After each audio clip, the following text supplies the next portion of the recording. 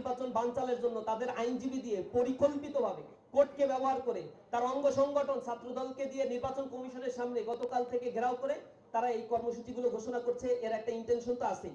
ছাত্র সংসদ নির্বাচনগুলো যদি প্রভাব নাই ফেলতো তাহলে এই নির্বাচন নিয়ে তাদের এত ভয় কিসের। আর একটা বিষয় আমি একটু বলতে চাই যে আপনারা দেখবেন দ্বৈত নাগরিকত্ব নিয়ে গতকাল শুনানি হচ্ছে নির্বাচন কমিশনে, এবং যারা ঋণ খেলাপি আমাদের দেশে প্রায় 6 লক্ষ কোটি টাকার অধিক ঋণ খেলাপি পরিমাণ।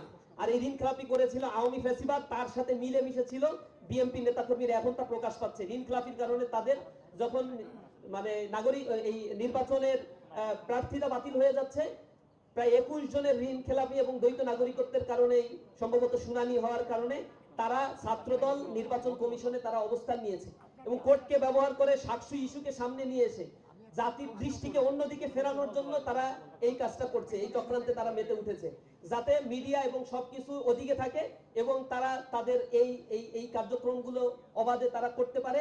এই একটা চক্রান্তে তারা মেতে উঠেছে। সাকসুকে তারা একটা উসিলা হিসেবে গ্রহণ করেছে। তা না হলে ছাত্র দলের যে প্যানেল শাহজালাল বিজ্ঞান প্রযুক্তি বিশ্ববিদ্যালয়ে দেওয়া হয়েছে, তারা সাকসু নির্বাচন চায় আর ঢাকায় বসে এই নির্বাচন বানচালের জন্য ষড়যন্ত্র করছে কোন কারণে, এটা মানুষ এখন আর বুঝতে তাদের বাকি নাই। মানুষ সবই বুঝতে পারছে এবং এই প্রজন্ম তাদের জবাব দেওয়ার জন্য প্রস্তুত আছে। ছাত্র শিবির আজ সবসময় ভালো ছিল।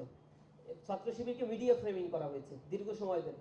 ছাত্র শিবির 90-এর দশকে যত ছাত্র সংসদ নির্বাচন হয়েছিল কলেজ আর বিশ্ববিদ্যালয়গুলোতে আপনারা খোঁজ নিয়ে দেখবেন সেখানে ছাত্র শিবির বিজয় অর্জন করেছিল।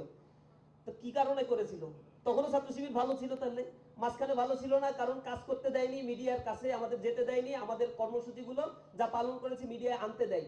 আমাদেরকে যখন কোনো তালিম থেকে ধরে নিয়ে যাওয়া হতো জঙ্গি মামলা দিয়ে দেওয়া হতো। আজ ইসলামী ছাত্র শিবিরের কর্মসূচি 1977 সালে যেমন ছিল এখনো তেমনই আছে। আমরা কোনো নতুন কিছুই করছি না, একই কাজের ধারাবাহিকতাই আমরা বজায় রাখছি। শিক্ষার্থীরা আমাদের কাজগুলো অ্যাপ্রিসিয়েট করছে, আমাদের সাথে শিক্ষার্থীরা ছিল, আমাদের সাথে শিক্ষার্থীরা আস্থা রাখছে। ইনশাআল্লাহ তারা আমাদের পক্ষে থাকবে। আর একটা বিষয় হচ্ছে ইসলামী ছাত্র শিবির আগামীতে গণভোট যেটা অনুষ্ঠিত হতে যাচ্ছে তার পক্ষে দেশব্যাপী ক্যাম্পেইনে সক্রিয় ভূমিকাও পালন করবে। শিক্ষার্থীদের সাথে নিয়ে বাংলাদেশের প্রত্যন্ত উপজেলা পর্যন্ত গ্রাম পর্যায় পর্যন্ত আমরা হ্যাঁ ভোটের পক্ষে ক্যাম্পেইন পরিচালনা করব শিক্ষার্থীদের সাথে নিয়ে। আপনারা দেখতে পাবেন ইসলামী ছাত্র শিবিরকে শিক্ষার্থীরা কত বেশি পছন্দ করে। আর মিডিয়ার দৃষ্টি ফেরানোর জন্য তারা সাকসুই নির্বাচনকে ইস্যু করেছে, এটা জাতীয় ইস্যু বানানোর চেষ্টা করছে। কোর্টে তাদের রিট তারা দায়ের করেছে যাতে নির্বাচন বানচাল করে এবং রাস্তায় ছাত্ররা নামে পুরো মিডিয়া হাইপটা যেন সেদিকে থাকে। আর ওদিকে তাদের যে দ্বৈত নাগরিকত্ব এবং ঋণ খেলাপি কারণে যাদের মানে প্রার্থিতা বাতিল হয়েছে সেগুলো যেন অনায়াসে তারা প্রেশার ক্রিয়েট করে ফিরিয়ে নিয়ে আসতে পারে। এই চক্রান্তেই তারা ডাবল স্ট্যান্ডার্ড গেম খেলছে। তারা লোকাল ছাত্র সংসদ নির্বাচনে সাকসুর অবস্থান কখনোই বিশ্লেষণে নেয় নাই। ওইখানে কোনো ধরনের থ্রেট আছে কিনা তা কখনো বিবেচনা করে নাই। প্রশাসনের অবস্থান কি তা বিবেচনা করে নাই।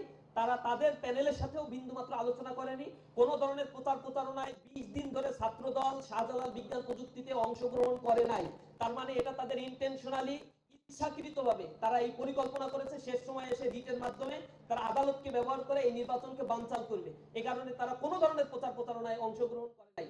এগুলো তাদের স্পষ্ট ছাত্রদের সাথে তামাশা করার সামিল।